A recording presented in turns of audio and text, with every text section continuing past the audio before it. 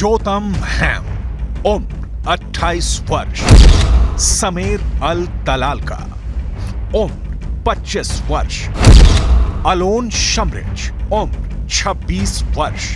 तीनों युवक हमास के आतंकवादी नहीं है, फिलिस्तीनी नहीं है, बल्कि इजरायली है। इजरायल की सेना ने अपने ही 3 नागरिकों को गोली मार दी। क्यों, कहां और कब की डिटेल आपकी स्क्रीन पर है। हम इस घटना की जिम्मेदारी लेते हैं। गाजा सिटी के शेजैया इलाके में एक ग्राउंड ऑपरेशन के दौरान सैनिकों को लगा कि ये लोग उनके लिए खतरा है। गोली मारने के बाद जब शवों के पास पहुंचे तो मारे गए लोगों की पहचान के बारे में संदेह हुआ। बाद में पता चला कि वो इजरायल के ही नागरिक है। मतलब चूक हुई। इजरायली डिफेंस फोर्स की गलत पहचान के चलते की गई फायरिंग में इजरायल के तीनों युवकों की मौत हुई है। इन तीनों युवकों का 7 अक्टूबर को हमास के हमले के दौरान इजरायल से अपहरण कर लिया गया था। शोसाया में जब इजरायल सेना ने फायरिंग करनी शुरू की तो इजरायल के ही तीनों बंधक चपेट में आ गए और मारे गए। अब आलम यह है कि इजरायल में हंगामा खड़ा हो गया है। इजरायल की राजधानी तेल अवीव में हंगामा पसरा है।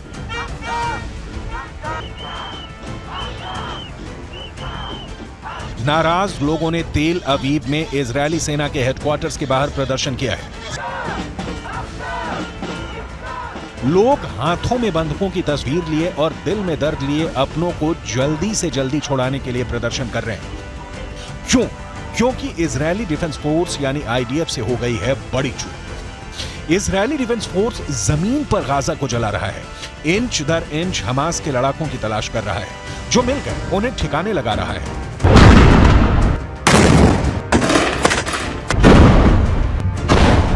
लेकिन इसी दौरान एक ऐसी घटना हुई है जिससे पूरा इजरायल बेंजामिन नेतन्याहू के खिलाफ देखने लगा है। इस घटना के बाद तेल अवीव से लेकर वॉशिंगटन तक हाय तौबा मची है, क्योंकि इजरायली डिफेंस फोर्स ने एक हमले में 3 बंधकों को मार डाला है। हमास की कैद में छटपटाते बंधकों को हमास की नहीं, इजरायली सेना की ही गोली लगी है। इस घटना के बाद इजरायल में मातम पसरा है। अमेरिका ने कहा है बहुत दुखद हुआ। Heartbreaking. It's tragic, this news coming out of Gaza today about these hostages being killed in the conduct of a raid. I want to be careful here not to speak to too many specifics because we don't have perfect visibility on exactly how this operation unfolded and how this tragic mistake was made. But obviously, this is not an outcome that anybody wanted to see. युद्ध में गलती होना सामान्य घटना है, लेकिन 3 बंधकों के मारे जाने से इजरायल की जनता गुस्से में दिख रही है। 7 अक्टूबर को हमास ने इजरायल के 240 लोगों को बंधक बना लिया था। युद्ध विराम के दौरान हमास ने 105 बंधकों को छोड़ा। इसके बाद कहा गया कि हमास के कब्जे में अभी भी 137 बंधक बचे हुए हैं, जिसे छुड़ाया जाना है। अब खबर आ रही है कि बंधकों में से 3 को इजरायली सेना ने ही गलती से मार डाला। बंधक संकट बेंजामिन नेतन्याहू के लिए सबसे बड़ी समस्या बन गया है। बेंजामिन नेतन्याहू देश विदेश से इस दबाव में है कि आम फिलिस्तीनियों की हत्या से इजरायल को बचना चाहिए, लेकिन समस्या यह है कि युद्ध और बंधकों की रिहाई एक साथ नहीं हो सकती। इसलिए हमास युद्ध विराम चाहता है और इजरायल इस युद्ध विराम के लिए राजी नहीं है। इस बीच बंधकों की जान हमास की बंदूक की गोली में अटकी है। बेंजामिन नेतन्याहू के लिए इतना ही नहीं, एक और ताजा मुश्किल आ खड़ी हुई है। अमेरिका के राष्ट्रपति बाइडेन ने इजरायल को जो मशवरा दिया है उसे आपको भी बहुत ध्यान से सुनना और समझना चाहिए। गाजा में जारी अंधाधुंध बमबारी के कारण इजरायल दुनिया का समर्थन खो रहा है। अमेरिका की यह चिंता इसलिए है क्योंकि अमेरिका के संग के कारण ही इजरायल पूरे अरब वर्ल्ड को चैलेंज करते हुए गाजा में बमबारी कर रहा है। बड़ी संख्या में फिलिस्तीनी मारे जा रहे हैं। महिलाओं और बच्चों की मौत देखकर दुनिया का कलेजा मुंह को आ रहा है। अमेरिका अब इस युद्ध में खुद को अलग खड़ा दिखाना चाहता है। इजरायल का साथ हर कदम पर देने वाले अमेरिका ने 2 टूक क्लियर कर दिया है कि इजरायल को चुनिंदा ठिकानों पर हमले करने चाहिए, आतंकवादियों को चुन चुन कर मारना चाहिए, लेकिन उस दौरान नागरिकों की मौत नहीं होनी चाहिए। इतनी कैटेगरी वाला हमला युद्ध में नहीं होता, लेकिन कूटनीति में होता है। अमेरिका यही कर रहा है। युद्ध खत्म करने की इतनी जल्दी अमेरिका को होती तो ना लाल सागर में और ना ही भूमध्य सागर में अमेरिकी युद्धपोत पहरा दे रहे होते। अमेरिका संयुक्त राष्ट्र में युद्ध विराम के खिलाफ वीटो नहीं करता। अमेरिका इजरायल को बेहद सस्ते और हर संभव हथियार सप्लाई नहीं करता।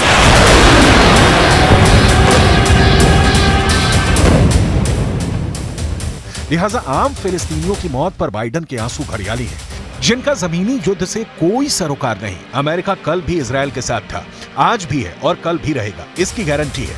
क्यों? अमेरिका की क्या मजबूरी है? इसे विस्तार से आगे बताएंगे। अभी इजरायल के नागरिकों के एक और प्रदर्शन की तस्वीरें देखिए। इन लोगों की मांग है कि युद्ध विराम तत्काल लागू हो। We will only see peace when everybody has equal rights and freedom, and we can't have peace unless this happens. If one people have rights and other people are oppressed, there won't be justice and there won't be peace. युद्ध शुरू होने के बाद से ही अब तक Israel के हमले में गाजा में कम से कम 18,700 फिलिस्तीनियों की मौत हुई है, जिसमें महिलाएं और बच्चे भी शामिल हैं। घायलों की संख्या 51,000 के करीब है। सिर्फ 24 घंटे में इजरायल ने हमास के 10 और लड़ाकों को मारने का दावा किया है। वहीं हमास के हमले में 1400 इजरायली मारे गए हैं। इजरायल के प्रधानमंत्री बेंजामिन नेतन्याहू को अमेरिका की नई सलाह सुनिए। I don't think that we can necessarily make some sort of broad judgment about the specific circumstances here and what that says about the ability for them to be more surgical and more precise. I would add that when they went into North Gaza, they went in with a much smaller footprint, and they were able to conduct smaller scale, smaller unit operations than what they had originally planned to do. America क्या चाहता है? युद्ध की दशा और दिशा पर उसका कोई असर नहीं दिख रहा। इजरायल और हमास के बीच शांति की कोई गुंजाइश नजर नहीं आ रही।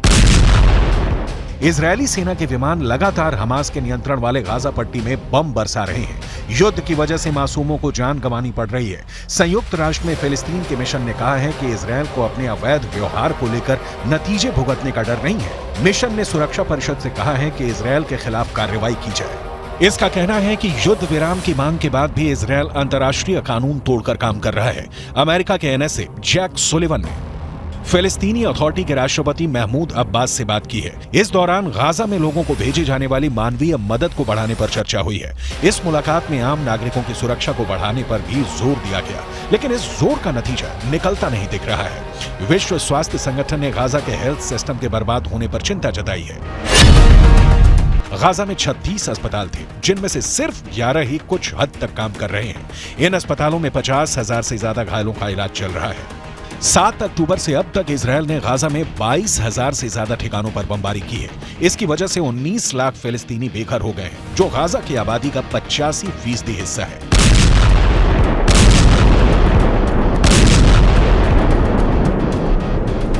बेघर हुए लोगों को सर्दी और बारिश जैसे बुरे हालातों का सामना करना पड़ रहा है। संयुक्त राष्ट्र से लेकर पूरे अरब वर्ल्ड में एक भी देश ऐसा नहीं निकला जो इजरायल को आम फिलिस्तीनियों की किलिंग से रोक सके। हालांकि किलिंग रोकना तो दूर, ईरान जैसे देश ने तो हमास का साथ देने से ही इनकार कर दिया। लेबनान के हिजबुल्लाह के हमले और यमन से हूथी विद्रोहियों के हमले इजरायल युद्ध में एक डिग्री भर का फर्क नहीं ला सकते। कहा जा रहा है कि गाजा में हमास के लड़ाकों की संख्या ज्यादा से ज्यादा होगी तो 40,000 होगी, लेकिन मौत और मातम पूरा गाजा भोग रहा है।